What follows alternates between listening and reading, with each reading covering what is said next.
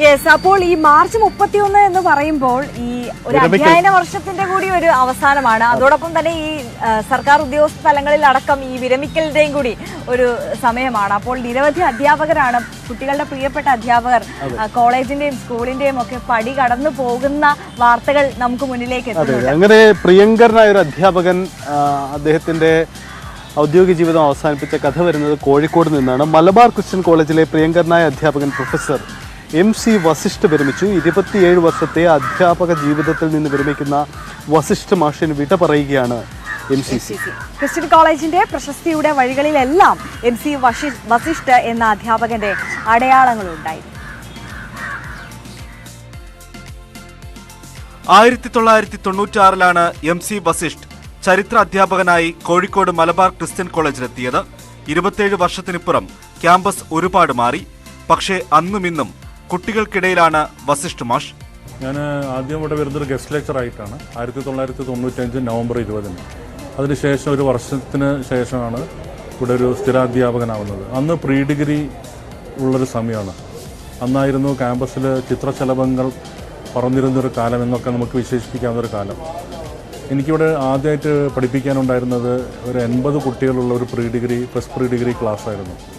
അത് ഞാൻ അതിനു മുമ്പ് അത്രയും കുട്ടികളെ അഭിസംബോധന ചെയ്തിട്ടില്ല. പാരലൽ കോളേജിൽ പഠിപ്പിച്ചിരുന്നു. അപ്പോഴേക്ക് 20-30 കുട്ടികളൊക്കെ ഉണ്ടായിരുന്നുള്ളൂ. അതൊരു ഭയങ്കര വലിയൊരു ഡിഫറൻസ് ആയിരുന്നു. വിരസമാകാൻ സാധ്യതകൾ ഏറെയുള്ള ചരിത്രത്തെ സരസമാക്കാൻ വസിഷ്ഠ് മാഷിന് കുറുക്കു വഴികളുണ്ട്. ചരിത്രവും സയൻസും ക്രിക്കറ്റും സാഹിത്യവും സിനിമയും, അങ്ങനെ മാഷും കുട്ടികളും സംസാരിക്കാത്ത വിഷയങ്ങൾ ഇല്ലെന്ന് തന്നെ പറയാം. മാഷ ക്ലാസ് തന്നെയാണ് ഏറ്റവും ഇഷ്ടമുള്ളൊരു കാര്യം. മാഷ എപ്പോഴും ക്ലാസ് എടുക്കുമ്പോൾ വെറുതെ ഒരു ചരിത്രം എടുത്തു പോവുകയല്ല ചെയ്യുന്നത്. അപ്പോൾ നമ്മൾ ചരിത്രം പഠിപ്പിക്കുന്നതിനും അത് പഠിക്കുന്നതിനും ഒരു രീതിയുണ്ട്. അപ്പോൾ സാറ് ഞങ്ങളെ ഏറ്റവും എൻ്റർടൈൻ ചെയ്യുന്ന രീതിയിൽ, അല്ലെങ്കിൽ ഞങ്ങൾക്ക് മനസ്സിലാവുന്ന ഏറ്റവും അടുത്തുള്ള കാര്യം എന്താണോ അതാണ് സാറ് പറയുക. പൊതുവെ സാറ് സിനിമകൾ പറയും. അതുപോലെ സാറ് സിനിമകളും ക്രിക്കറ്റും നല്ലോണം എൻജോയ് ചെയ്യുന്ന ഒരാളാണ്. അപ്പോൾ അതുകൊണ്ട് തന്നെ സാറ് ക്രിക്കറ്റുകളെ പറ്റിയും ക്രിക്കറ്റിലെ ചില നല്ല കാര്യങ്ങളെ പറ്റിയും അതുപോലെ തന്നെ സിനിമയിലെ ചില കാര്യങ്ങളെ പറ്റിയും അതുപോലെ സമകാലീന രാഷ്ട്രീയം ഒക്കെ ഉൾപ്പെടുത്തിയിട്ടാണ് സാർ ഞങ്ങൾക്ക് എപ്പോഴും ക്ലാസ് എടുക്കാറുള്ളത്. അപ്പോൾ സാറിൻ്റെ ക്ലാസ് തന്നെയാണ് ഏറ്റവും വലിയ ഹൈലൈറ്റ് എന്ന് പറയുന്നത്. ക്ലാസ് മുറിയുടെ ചുവരുകൾക്കുള്ളിൽ മാത്രം ഒതുങ്ങുന്നതല്ല മാഷിന്റെ പ്രവർത്തനങ്ങൾ. എണ്ണമില്ലാത്തത്ര എക്സിബിഷനുകൾ, പുസ്തകങ്ങൾ, പാട്ടെഴുത്ത്, ആനുകാലികങ്ങളിലെ ലേഖനങ്ങൾ, അങ്ങനെ ക്ലാസ് മുറിക്ക് പുറത്തും മാഷ് ചരിത്രം രചിച്ചുകൊണ്ടേയിരുന്നു. ഞാൻ ഇദ്ദേഹത്തെ പരിചയപ്പെടുന്നത് തന്നെ ഒരു വിദ്യാർത്ഥിയിലൂടെയാണ്. ആ വിദ്യാർത്ഥി പറയുകയാണ്, വസിഷ്ഠ് സാറ് ഞങ്ങളെ വളരെയധികം പ്രചോദിപ്പിച്ച, അദ്ദേഹത്തിൻ്റെ ക്ലാസ്സിലിരിക്കുമ്പോൾ സമയം പോകുന്നത് ഞങ്ങൾ അറിയാറില്ല, അസാധാരണമായൊരു അധ്യാപന പാഠവം അദ്ദേഹത്തിനുണ്ട് എന്നൊക്കെ ഒരു വിദ്യാർത്ഥിനി എന്നോടൊരിക്കൽ പറയുകയുണ്ടായി. എങ്കിൽ അങ്ങനെയുള്ള ഒരു അധ്യാപകനെ പരിചയപ്പെടാതിരിക്കുന്നത് മോശമാണല്ലോ എന്ന് ഞാൻ കരുതി. അതായിരുന്നു, ആ വിദ്യാർത്ഥിയുടെ വാക്കുകളായിരുന്നു എന്നെയും പ്രൊഫസർ MC വസിഷ്ഠിനെയും തമ്മിൽ അടുപ്പിച്ചത്.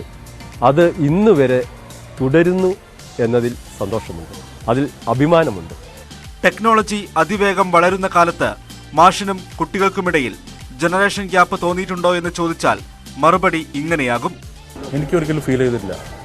ഞാൻ പുതിയ ടെക്നോളജി ആയിട്ട് പൊരുത്തപ്പെടാനും ഒക്കെ ശ്രമിച്ചിട്ടുണ്ട്. അപ്പോൾ ഇപ്പോൾ പഠിപ്പിക്കുക എന്നുള്ളത് അധ്യാപകരെ സംബന്ധിച്ചിടത്തോളം വലിയ വെല്ലുവിളിയാണ്. കാരണം പണ്ടത്തെ കുട്ടികളല്ല, അവർക്ക് യൂട്യൂബിലും ഗൂഗിളിലൊക്കെ സെർച്ച് ചെയ്താൽ എല്ലാം കിട്ടും. പണ്ട് അങ്ങനെ ആയിരുന്നില്ല. പണ്ട് വിജ്ഞാനത്തിൻ്റെ അവസാന വാക്ക് അധ്യാപകനായിരുന്നു. ഇന്ന് ആ ധാരണ മാറി. അപ്പോൾ ഇന്ന് അധ്യാപകൻ കൂടുതൽ സ്വയം നവീകരിക്കപ്പെടേണ്ട വലിയൊരു ഉത്തരവാദിത്തമാണ് അധ്യാപകർക്ക് ഉള്ളത്. പക്ഷേ അനിവാര്യമായ ആ ദിവസം എത്തിയിരിക്കുന്നു. അത്രയേറെ പ്രിയപ്പെട്ട MCCയോട് മാഷ് വിട പറയുന്ന ദിവസം.